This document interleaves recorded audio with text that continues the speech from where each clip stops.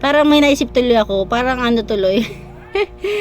Parang si Edo, siya tuloy yung ano, kung sakali na may manligaw sa kanyang babae. Mga ano po ang prospect mong taon mag-asawa? Oh.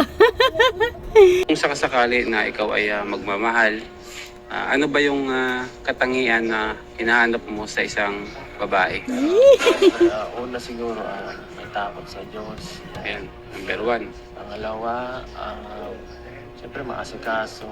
Yun ang pinakagusto din natin, di ba? Maasikaso sa sumusuporta siyempre sa gusto mo. Yes. Tinutulungan ka. Yeah. Mahalaga yun kasi Tama. kung gusto ka lang, mahirap. Mahal na mahal ka. Oo, kasi mahirap yung gusto ka, ikaw lang. Oo nga. Ito, Olives TV. Olives Aravilo, Olives TV, DJ Francis. Ayan mga kalingap, welcome back to my YouTube channel, Teresa Bisaya pero Bicolana. Ang inyong tenderang Bicolana / reactors, di ba? Ayan, support natin si Kuya Olives, ang pulis ng Kalingap. Ay! At syempre, Kalingap Rab at Kuya Bala Santos Matubang, ang ating ama ng Kalingap. Ito, panoorin natin ang video ni Kuya Olives. Credit to the owner, Kuya Olives. Ayan, continue watching tayo. Ayan mga Kalingap, isang mapagpalang umaga po sa inyong lahat. Ayan, andito po kasama po natin si Kalingap Edo. Hello po. And ayan, ay hot seat po natin siya. May mga katanungan. Ayaw ko ng hotseat. Gusto ko yung gusto lang. Mga hot seat. Takot siya. Ayan, may ikot-ikot katanungan lang po kayo sa kanya mga Kalingap. Ayan. And bro, may katanungan lang ako. First question ko lang, kasi hindi ka nakasama nung nasa Naga tayo. Hindi kita nakasama doon sa Q&A, doon sa mga key-boys. Hindi pala siya kasama doon sa question and answer. Kaya nagsasama ko parang. Anong nakaraan? Yung magkakasama tayo bro, na hindi ka nakasama doon sa interview ko. Kaya may katanungan lang ako, Walang lusot. tanong lang bro. Kung hindi ka naging charity vlogger ngayon, ano ka sana ngayon? Wow, ganda ng Siguro tanong. nasa mahirap. Baka nasa dyan lang ako sa mga office dito sa norte. Dito sa lugar natin nagtatrabaho. O kaya nasa abroad ako kasi nagtry ako ng ganun. Abroad? Nag-try pala siya mag-abroad. Kaya baka kung hindi siya charity vlogger, baka naka-abroad na siya. Or kung hindi man siya naka-abroad is office workers. Baka ganun ang trabaho ko ngayon. Kasi yun ang inano ko eh. Yun yung profession ko sa parang sa accountancy ang dating ko. Accountancy? Anong Wow. profession mo bro? Accountancy? Accountant? Medyo hawig din. Parang financial management. ganun. Ay pares kayo ni Macy's. Financial Yung asawa pala ni Kuya Olives is isa ring accountancy. management. Wow. Kaya laging sa office yung mga ganun trabaho.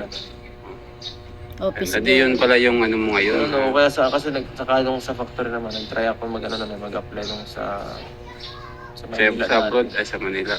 Saka yun ang pinakamagandang option natin. Meron tayong ibang option. Pag dito kasi mabagal lang pag-sinsulit sa atin.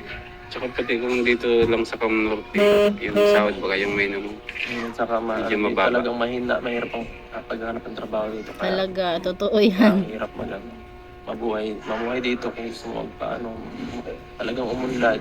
Asa palaran ka, may palaran ka sa ibang bansa. Kung sa pagkain, madali lang dito maghanap pero Yes, pag sa probinsya, sa pagkain, madali lang talaga. Pero parang ganun na lang, di ba? Kaya, ayan, saan ba gastusin? Ano? totoo yan. Mahirap. Wala pa. Dito, kakunti ang mga trabaho na Medyo mahina lang kasi talaga yung boses ni Kalingap Edo. Dapat nilagyan din siya ni Kuya Olives ng microphone kasi meron pang aso na tahol ng tahol.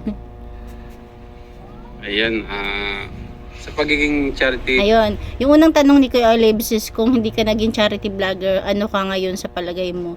Sabi ni Kalingap Edo, pwedeng office workers, office boy, or nakapag-abroad siya. Kasi kung dyan daw sa probinsya, mahirap talaga ang buhay kahit saan naman, 'di ba? Pero kung sa pagkain daw, madali lang. Pero kung 'di ba katulad niyan, may pinapagawa siyang bahay, mahirap talaga.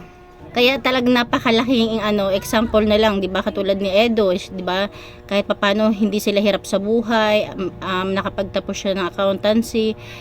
Pero marami pa rin talagang bagay na hindi agad-agad pwedeng matupad. 'Di ba? Katulad ng pabahay or magkaroon ng magandang bahay. Kaya yung mga angels talaga napaka-bless sa kanila bless sa kanila ang kalingap dahil hindi pa sila nakapagtapos, meron na silang bahay. Tapos kung sakali makapagtapos naman sila, kung hindi sila nakita ng kalingap, mahirap pa rin talagang magkaroon ng sariling bahay. Di ba? Sa hirap ng buhay. Ayan, sa pagiging charity vlogger mo ngayon, ano yung masasabi mo ngayon? Sa pagiging charity vlogger mo ngayon, ano masasabi mo? Ay, ganda. Ano yung masasabi mo ngayon sa pagiging charity vlogger mo ngayon? Nakakatuwa kasi nakakatulong ako sa mga tao na nangangailangan at siyempre mas masaya kasi nag-i-improve din ang sarili ko at the same time. At ayan, maraming napapasayang tao. Yes, tama. Yun ang pinaka-purpose natin dito sa And higit sa lahat bro, yung blessings na meron tayo na i-share natin sa iba, no? Yes, sa pagiging charity vlogger daw niya is masaya siya dahil marami siya natutulungan, 'di ba? Marami siyang napapasaya. Tapos sabi naman ni Kuya Olives, dahil kilala niya si Edo, na lahat ng blessings na natatanggap ni Edo is nag-share siya, pinag-share niya. Good boy. Yun yung pinakamaganda na masarap sa pakiramdam. Yes, masarap sa pakiramdam. Tulungan mo, sumikap at tapos patutulungan sila. Tapos nararamdaman na pag nabibigyan tayo, sa pakiramdam ka mo pag nakikita mo. Ano lang kasi talaga, hindi masyado napaghandaan yung interview kay Edo. Yung hot seat. Mahina yung boses ni Edo, tapos may mga aso pang tumatahol. May Na-appreciate talaga nila. Tapos Yes. may kami, tao kami, tulungan at nababawasan yung problema nila. Oo. Tama, ayun, parang hindi ko man naintindihan yung ibang sinabi ni Kalingap Edo dahil maingay, pero parang nabanggit niya dito na masaya siya dahil marami siyang mga natutulungan na, 'di ba, natutugunan yung mga pangailangan sa araw-araw, hindi man ganun ka big time, at least natutugunan yung pang-araw-araw na pangailangan. Amen. Kasi talaga sobrang hirap ngayon bro kitain ng Yes. pera. No? Talagang sobrang hirap.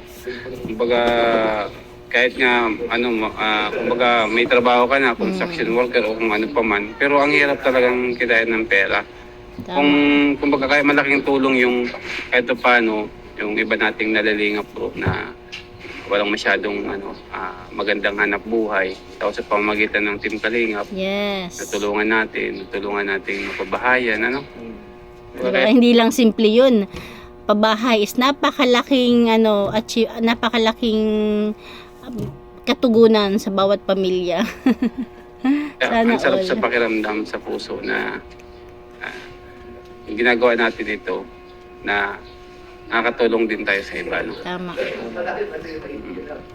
And ano bang bro, ito last question na ito bro.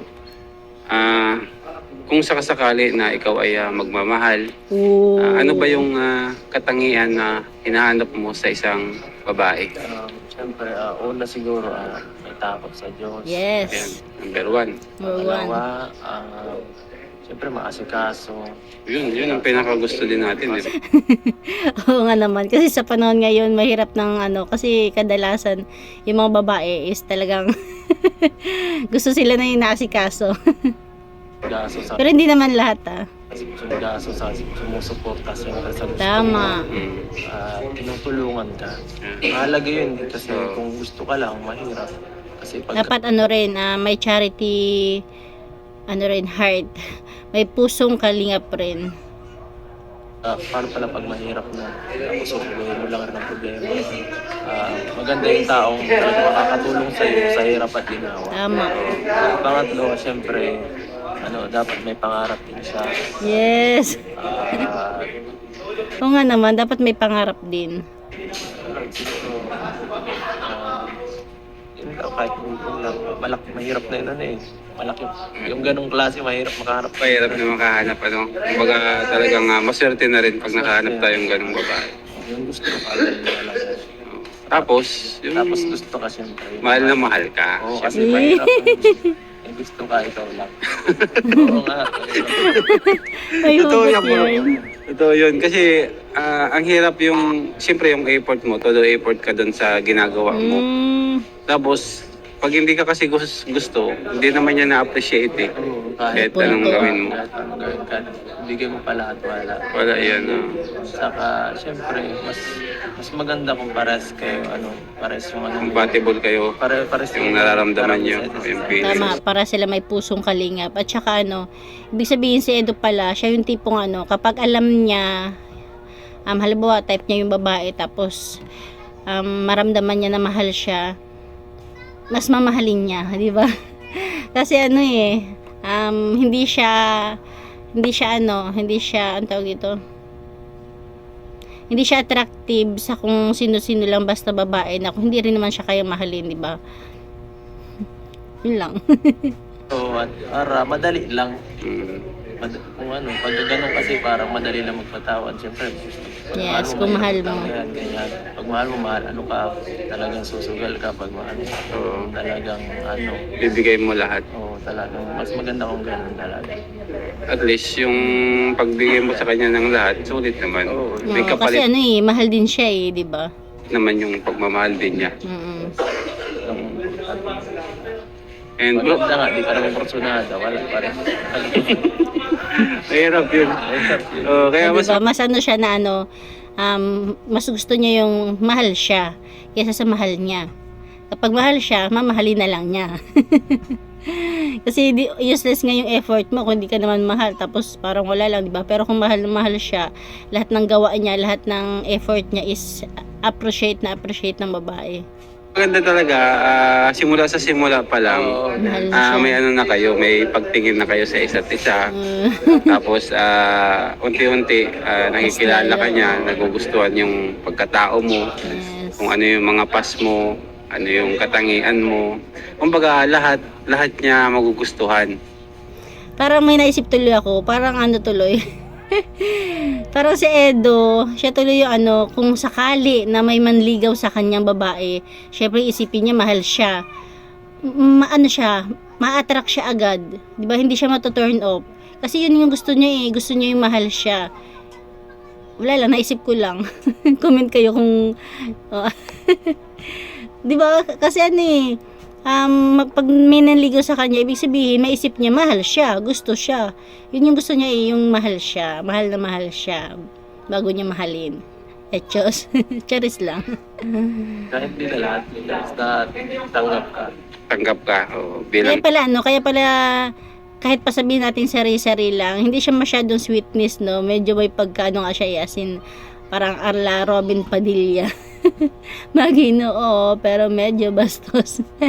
Hindi, joke lang yun, huwag niyo seryosohin. ikaw, bro, matanong ko lang, ilang taon ka na nga ngayon, bro? 20. Pero 100% mabait si Edo, 'di ba? Talagang hanggang ngayon nga kasama niya yung mama niya. Talagang family oriented din siya. 8. Ay, 28? Hindi. Mga ano bro ang prospect mong taon mag-asawa?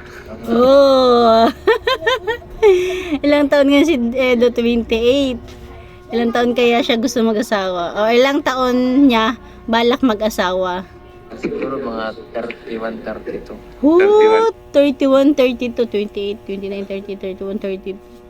3 to 4 years or 3 to 5 years. 32? Diyan ka na magsisettle. Mag-ano muna ako, maghahataw muna ako ngayon, mag-vlog. Grabe talaga siya, Gusto niya, ang lahat ng bagay is planado. Ayaw niya ng bara-bara, ayaw niya ng ura-urada. Pero, syempre, lahat naman ganun. Kaya lang, meron talagang kahit planado, kahit gusto ganito, ganyan. Pero pag pinasok na ng pag-ibig, wala na yan. Nagkataon lang talaga na wala pa o hindi pa panahon ni Edo. Wala pang babaeng nakaano para sa kanya. Pero malay nyo, di ba? Ilang taon na ba si Beyonce? 17? 18? Pwede? Siyempre, asikasuhin ko muna yung sarili ko bago ako mag-settle kasi mahirap po. bigla ka mag-aasawa tapos hindi mo pa ano yung sarili mo. Baka mabigla kapag ano. Di ba? Galing. Planado. Handa ko pa lang ba? Napakaswerte naman ng ng babaeng magiging future wife. Napakaswerte naman na magiging wife ni ni Edo. Si Beyonce na ba to? Baga para at least kung mag-asawa ka man, prepare ka na. Yes. So, meron pa tayong Pero kung tutusin, di ba? Ngayon, pwede na siya mag-asawa. Ano mga nakaraang taon, pwede na siya mag-asawa. Or ngayon, kasi kahit papano, may trabaho na siya, kahit papano. Kaya lang, nabanggit niya ng ilang taon pa, 3 to 4 years or 3 to 5 years. Pwede na yun si Beyonce, di ba? 3 taon. 28 ka ngayon. Mga 3-4 na taon pa. 3 to 4 years. May 3 to 5 years or 3 to 4 years. Matured na niyan ang ating Beyonce. Malinis. Oo. Pa lang. 3 to 4 years, diyan ka na magsisettle, ano? And then, Abangers tayo. okay yun bro, kasi at least, tayo rin naman kasi yung unang-una, lalo na lalaki tayo bro. Oo. Yes. Pag nag-asawa tayo ng maaga, na hindi pa tayo prepare. Pangit yung minamadali minsan kasi pag ano pala, kaya minsan karaniwan sa marami nagkakahiwalay at nagkakaarawayan kasi hindi sila handa sa pagkaasawa. Totoo yun bro. Minsan nirarush ko, 25 na ako, ay ganti na, malapit na ako mag-30, kailangan ko na agad asawa. Nararush na. na. Ay di paano yun, kawawa ka rin, kawawa yung pag-aasawa mo, pamilya mong Grabe, ang lawak naman ng isip ni ni Edo. Ang galing. Yan yun. Tama yan, Edo. Awayan palagi kaya. At maigi kung medyo okay na bago magawa ng gano'n. Diba, tama naman sinabi niya. Minsan kasi talaga pag hindi na pagpaplanuhan, pag basta-basta, minsan nauwi sa hiwalayan. Pero hindi naman lahat. Meron din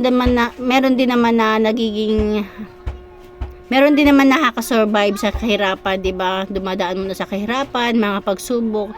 Pero meron din talagang naghihiwalay, nag-aaway dahil sa financially, 'di ba? Tapos minsan mga hindi na pagkakaunawaan. Baga, Wala mo buhay mo bago. bago ka magpamilya, no? Napakaganda bro ng pangarap mo. Kaya ang ganda bro ng mga plano mo sa buhay. Angat ko bro na matupad mo 'yon. Paunti-unti. Hindi naman kasi natin bro makukuha yan biglaan. May plano. Kailangan talaga natin dyan ng sipag, tiyaga at determinasyon. At syempre, panalangin din kasi si Lord yung magagabay sa atin sa lahat ng oras ng ating mga gagawin.